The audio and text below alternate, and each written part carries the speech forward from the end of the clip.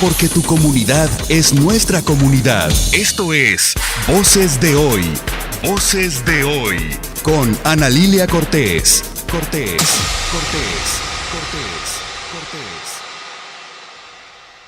Qué gusto darle la bienvenida a Voces de Hoy de Radio Latino Inc.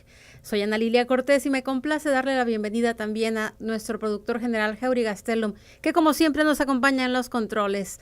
Y como siempre, supervisándolo todo, está la capitana Sonia Morphy. Hoy tendremos un programa muy especial porque tenemos un invitado diferente, pero es un invitado que quiere ser parte de nuestra comunidad, quiere demostrarnos y platicarnos qué es lo que haría si él llegara al Senado del Estado en el Distrito 32. Por eso invitamos a Ali Tag, que es Taj como Taj Mahal, y es además el alcalde de Artesia y es un concejal también en Artesia. Y tendremos que hacer la entrevista en inglés. Voy a hacer mi mejor esfuerzo porque evidentemente no podemos hacerlo en español. Él es de origen pakistaní y tiene grandes planes para nuestra comunidad. Bienvenido, Taj. Gracias. How you can say gracias in Spanish? Good. Well, I'm learning. It's a word that everybody has to know. Absolutely. At least. Absolutely. If you're living in California, you got to know that word. And how do you say thank you in your language? Shukriya. Shukriya. Ah. Oh, very wonderful. Well said. Well, those are words that we have to learn. Absolutely. In any language. Yes, and to make our community stronger. Exactly. And it's a real pleasure to have you here. Thank you. Thank you. You have been a mayor and a council member from Artesia. That's right. And Artesia is a very diverse community and also very heavily populated when it comes to our Latino community. And I just want to share that when I ran first, the way I won the election was because I had the support of Latino community. And what do you think about Latino community? Because these days are very difficult for us. Well,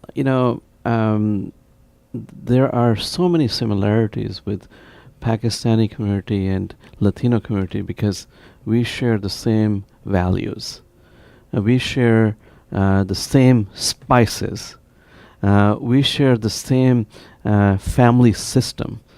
So there are so many similarities. We like to be together with our parents, our children. We kind of come with the bigger families. So there are so many similarities that we actually thrive upon and we work together with. And that's one of the reasons why I was elected by heavily majority by Latino community, because they also see those values that we share together. Well, you have been working hard. If in 20 years you're already a mayor and a financial advisor, you have been working hard. Well, thank you very much. And I take that because I have a support from our brothers and sisters, like I said, from Latino community who have really been a great supporter of mine. And I feel that this is a promise that I made to our Latino community that I will improve the quality of life, especially in North Artesia, where we have a Latino community. And I made a promise that I will improve the quality of life. How? By reducing the crime rate and increasing the public safety. So I was able to put almost about 40 years in Artesia, there was very low lighting. And I was the first council member or mayor to actually bring more lighting. That lighting increased, visibility. I was able to put more money into the public safety, law enforcement that reduced the crime. Was able to put more sidewalks, roads, stop signs. And that is not something that I'm saying here, it is actually visible. And that reduced the crime, especially in that heavily Latino community. And I'm very excited to do the same thing when I'm elected to the district, that really focus on things what I did in Artesia to do across 32nd district, because 32nd district is Latino community, exactly the same as in Artesia. You know, Latin community really want to have visibility, and it's why I have to ask you, what do you think about the law SB 54? Because California is a sanctuary for immigrants, but many cities like some in Orange County and also West Covina are trying to regret that law that protects our people.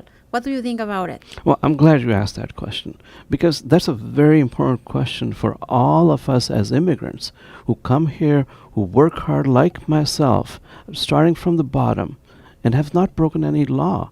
Of Are course. are here to work and really work hard to being a single father. And also, I say this to all the single moms that you work so hard to bring your children to this country to get an opportunity and really work hard for the community. Now, sanctuary cities or sanctuary state, I absolutely feel that we should not play in the hand of someone who is in Washington. And this is becoming a political football for all the communities who are immigrants. And we should take a position, and we have taken in California, take a position as a sanctuary city. We have not broken any law. We actually come here, contribute to the economy, we contribute to the tax, we contribute to every single part of which makes our state a great state, which makes our country a great country. And we are working hard at the grassroots level, and we should continue to do that. And I support the sanctuary city. I support the sanctuary cities. And also I support the fact that we should be protected. Although that may give you less money from the government, the federal government, because this is why I believe some cities are trying to regret or try to be away from that law, but it's a law. They cannot do that. This is California, Yeah. and the cities cannot make their own law in that case. Yeah. So I stand with the right, regardless of who gives me money or not. I stand with our communities who are immigrant, who are working hard. I stand with people who, because I've worked hard, and this is where I am today is working hard. And that's what California is about. That's what my city is about. My Latino community has supported me. Single moms have supported me. So I stand with them who have supported me all these years. I don't stand with who gives me money. I stand with who supports me and who are my boss. My bosses are who votes for me. Yeah, I have to ask that because in this particular moment we're with all the attacks with rifles and gangs, and you know how difficult have been this for our country. And what do you think about the, how can I say that in English? We want to control all we don't want bad people having gangs and all the rifles, and we have a big movement with young people all around the country Right. because of that. What do you think? I think it is very important that we make sure we don't give guns to anyone and everyone. I support in increasing the age The limit. age. That's one thing. Second, the background checks. Background checks just not be, looking at a ID, but it also should go further than that. It should go towards who's mentally ill, who's not mentally ill, if he or she has gone through a process. So we need stricter laws. And I promise when I'm there in the legislature to push for it and make those laws happen to protect our children, to protect our schools, protect our communities, and protect everyone who is in California and beyond. Because if we make laws here in California, the rest of the country follows it. It's because it's very strange how laws work in this country, because a young man who is 18 years old can go to the war but cannot drink a beer. Yes. But he can have a gun. Yes, and that's what I mean is I plan to increase the age limit. You cannot even rent a car at 18. So how dumb is that? So And it is because yeah. of money. It's Yeah. because that big organization with the arms gave Trump $3 million for his campaign, Right. and other Congress people, they have maybe 3 millions or whatever they receive, and they sold Yep. their conscience to Absolutely. them. So I support Second Amendment, but I absolutely stand Of firm. course. I stand firm on making stricter laws when it comes to background. I stand firm when it comes to age limit. I stand firm that we should not be giving guns to anyone and everyone. I stand firm when it comes to bump stock. The rifle issue is a big issue. It should not be carried around. That belongs to the army. That does not belong to the hands of an average, Absolutely. ordinary person who is mentally ill or sick. So that is very, very important issue for my city, for county, for California, because like I said, whatever happens in California, the rest of the country follows. And it's not just because young people cannot think right. It is also because we have a huge drug problem in this country, and they became mentally sick. Yeah. Yeah. So how can they have a gun and they can have the power to kill anybody that they want? Because like yesterday, I mean, Yes. that lady was sick, was Yes. mad because she wasn't popular on YouTube. Yes. How can you believe that? And then she take her gun and go to Yep. kill people, Yeah. including Yes. herself. Including herself. And that's exactly what we are talking about, is that, we just cannot have that happen over and over and over again. We have to put a stop, and it has to come from the legislatures, and that's exactly what I want to fight for and push for when I'm there. And the change is coming in November. I mean, I think everybody who can have the power to vote in this country, we're going to try to put it right. I mean, young people are yelling in streets for their lives. Yes. I mean, this is real. I mean, they can die in schools. Yes, and we don't want that to happen. We certainly do not. Our youth is our future.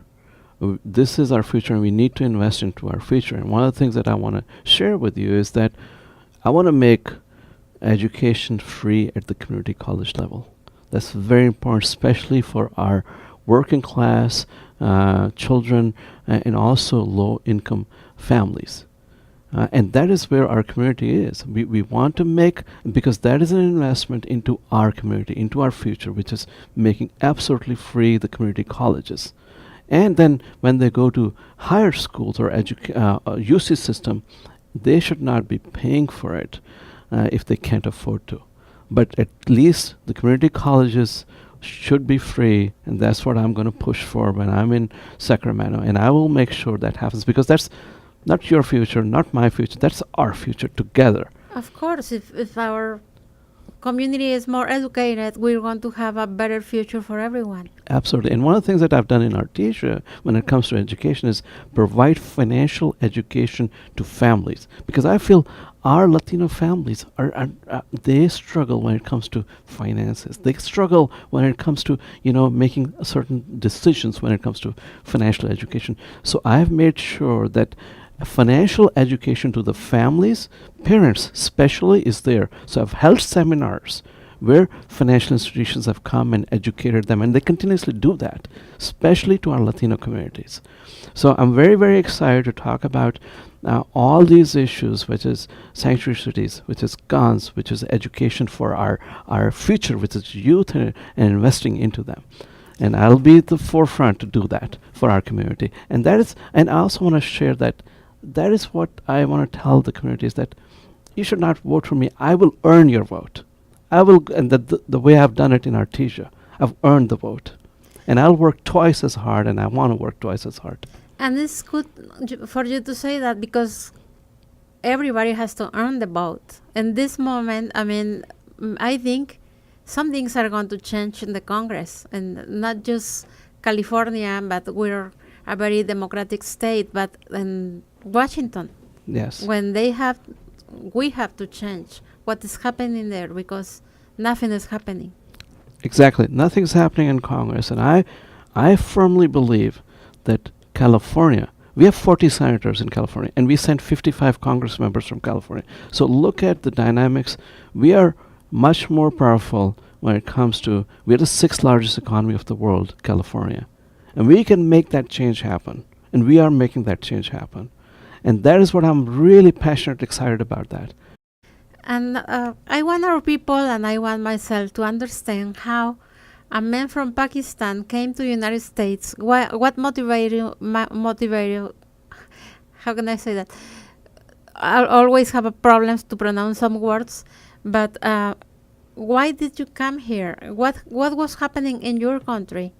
Because it's not an easy country. It's around Afghanistan, Iran, India, and China. Right. So what was happening there to let you come here? Yes. And what makes you try to have you're having a political career. So why did you do that? Why did you come? And why did you become a political man here? A politician. First of all, thank you. I want to extend my thanks, special thanks to you and the Radio Latino Inc. to invite me today. It's a great pleasure and honor. And that's a great question because today, yes, I'm in politics. I'll answer your second part first and then go back to that. I believe it's very important for our minorities, Latino community, Pakistani, all those communities, very important to have a voice. If we don't have a voice, we are not represented. So it's very important that I realize that, living in Artesia with heavily Latino population who supported me, very, very happy that I was able to make a change in the area where it is heavily Latino community, bring public safety, bring lighting and so on. And the reason was because I wanted to have that voice for our Latino community. And I'm so very happy to report, especially to our Latino community, we were able to make that change. I was able to make that change. And that is why I wanted to be in politics, is to make that change for the better, for the citizens, for the community who is not represented well. And that's what I did, was to represent our Latino community and make that change. Again, and all the minorities. All the minorities, yes. All the minorities. And I'm a voice, I feel, for all the minorities.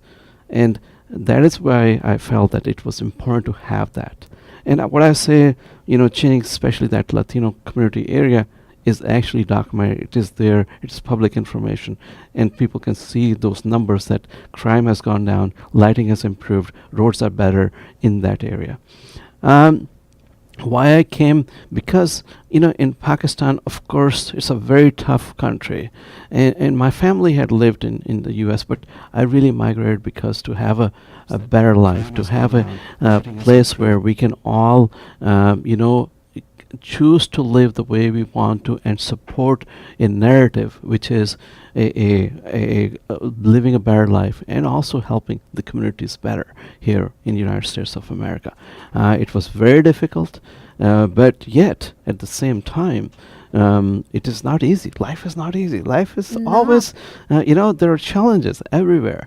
But I'm very excited to be here. I'm very excited to be representing minorities and communities, and very excited that, when I came here with nothing, absolutely nothing, but America gave me everything. I want to give back, especially to our minorities and communities who gave me what it takes to be a mayor, to be a council member, to be where I am. And I can't forget where I came from with nothing. And that's what I feel that I institute that, especially back into our youth, into our communities. It took 7 years after 9/11 to find Osama bin Laden. It should not have taken that long. It should have been done right away. And the intelligence, my understanding is, we have a strong intelligence. 7 years after 9/11, it doesn't make sense to me. It should have been done right away. And that should have been worked very well with the Pakistani agencies. And also, I think there was a little bit of a disconnect, but we should learn a lesson from there. And we should move forward. And we should be more on top and vigilant on these things. We should learn those lessons. And in this moment in the United States, a lot of people like myself are feeling that we're back in history with this white supremacy on all those problems that we're fighting right now. Yeah, again, we should learn those lessons, and we should move forward. And yes, from history we can learn those lessons, and we should move forward. We should not be really delaying when it comes to terrorism. We should not be, sitting on the sidelines. We should be moving forward. We should be heading. We should be leading. We are number one as in America. We are number one state when it comes to California. We are the sixth largest economy in California. So we should be moving forward, not moving backwards. And how difficult it is for you being so busy studying, trying to be better, trying to be a good politician, and being a single father? How do you handle it? Because for single moms like myself, it's not easy. Yes, you bring up a very good point. Single father, working, being in politics, and making sure that my son is taken care of. He lives with me. He goes to local Cerritos College. His major is business and quantum physics. It is definitely very, very tough and very difficult. And also now managing this campaign of 32nd District, which has almost about 16 different cities, it's very difficult. And by the way, my son has been very good in helping on this campaign and really making sure that, we all as a community win together. It's not about me as Taj, it's about us as a community. And he's been really helping me. It is also about prioritizing the time, and allocating enough time, and like I said, to the youth. And my son, being 20 years of age, he is the youth. He is the future for us. And when people look at him, they look at him as a role model. So I'm very excited to report that, he has been working hard. I've been working hard. I give a lot of time to him. When I give a lot of time to him, I'm not giving it to him as my son, but I'm giving to youth, because then he'll work back and invest that time into the communities. He learns that from the fact that we need to work at the grassroots level with our communities. And that is very important for everyone, including myself. What made you feel proud?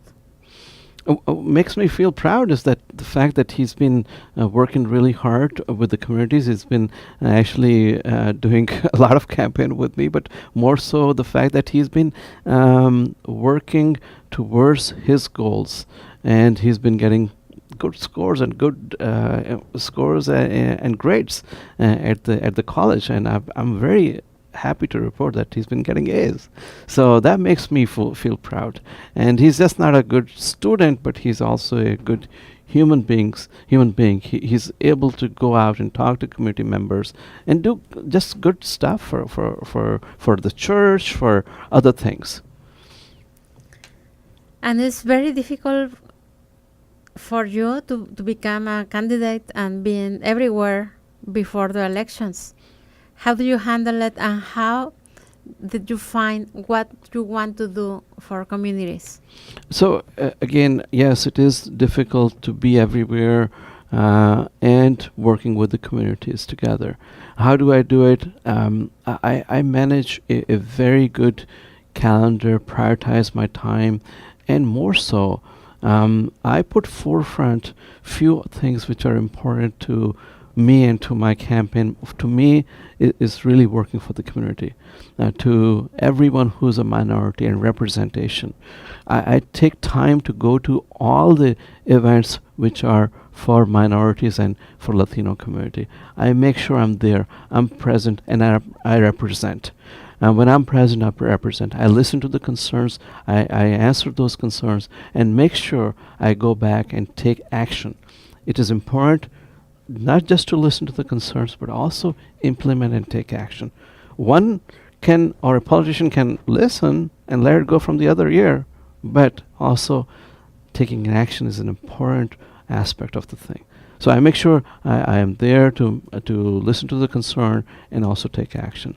And that has been on my forefront, and perhaps that's important for all the politicians to do that, is to take action. And it is a very good idea to know what is happening. I mean, to understand what are the problems everybody has. I mean, if you don't know, how can you solve those problems? Absolutely, and I personally feel that, and I do that. which I do is to go to each household, not just in an event, but also I knock the door, and I do that, and people know that he's going to come to my door, and I listen firsthand. What is the item that I can work with? What is the issue that I can work with? And getting that first-hand information is much more critical, much more important. Sometimes somebody is elected, they don't want to go, but I completely believe the opposite. I believe that it's important to go to our residents and constituents in business and understand what the issues are, what the problems are, and how we can fix it. It cannot be fixed if we don't understand and listen and find a solution. And it's only possible and by listening firsthand and understanding and then going back and fixing it. And I take I'm very proud to say that I do that, and I will continue to do that. It's very important, I feel. What are the most common issues that they have? So typically the issues that we work with is local issues, which are, public safety is a big issue. And we want to make sure the crime continues to be reduced across the district. And we work on it by putting more money into law enforcement. And how do we get more money into law enforcement? We cannot just get it from... So we increase the revenue. In my financial background, I was able to put more money into the city of Artesia because of my... City of Artesia, by the way, was at the point of bankruptcy when I took over. And then now we have reserves. And we are able to put almost half of our budget into public safety and law enforcement. Half of our budget, and still we were able to get out of the bankruptcy, and now we have reserves in our fund. So those are the issues that we work with. If I'm living in a household, and if my neighborhood is not safe, I'm going to move somewhere else where it's safe. So I want to make sure that where someone is living, their neighborhood is safe, their household is safe, their community is safe. Especially our working class, especially our low income, especially our Latino, and especially single moms. They should not have to worry about their children going to school and anything will happen to them. They should be able to walk to their school. They should be able to get the bus. They should be able to do this without any fear. And that has always been on my forefront of the agenda, to be able to do that, especially with single moms. And those are very important, dear to me. It was very good for Artesia to have a mayor who became before a mayor. You were financial advisor, so you can give them the black numbers that they have now. Yes. Well, if you become a senator for the 32nd district, do you promise to come back? It's a great idea to have a voice there, and it's good to have a good man as a representative from the 32nd district. And thank you very much. Absolutely. I am the voice of the minorities. I'm the voice, as I have proven, to be the voice of Latino community especially, and I've worked very hard for it, and I promise to work very, very hard when I'm in Sacramento, because this is my grassroots, this is where I belong, and this is where I'm from, is from a minority community. And I understand minority community more than anybody else. So it is very, very important for me to represent the way I've represented Artesia and the Latino community, and especially working class families, low income, and the single moms are very, very important, dear and near to my heart. And how can our people find you in the web? How they can find you? So I have a very open door policy. My cell phone rings 2 a.m. So I take it. The reason I take it is because if somebody's calling me 2 a.m, they have an emergency, well, I would love to take it. Because I don't want to give your phone number, but do you have a page or something? So we have a Taj for Senate. Okay. .com. Taj like Taj Mahal. Taj like Taj Mahal. There you go. Taj like Taj Mahal. I love it. Yes, absolutely. Everybody is welcome to use that name, Taj like Taj Mahal. Yes, Taj for Senate. I also have a phone number, 562-450-3214. Anybody can reach me on that number as well. I have a very open door policy. Anybody's welcome to call me, email me, taj4senate@gmail as well. Or send me any information or ask me any question through my website, through my email, or call. So I'm very accessible. Thank you very much, Mr. Mayor, for being here. And we hope to have you back soon as a senator. Well, thank you very much, Lilia Cortes, for inviting me. It has been a pleasure talking to you. I've really enjoyed the conversation. Please do, everyone, consider to, and I will earn your vote. Taj, like Taj Mahal, I would love to represent you all in Sacramento. Thank you. Thank you. Gracias.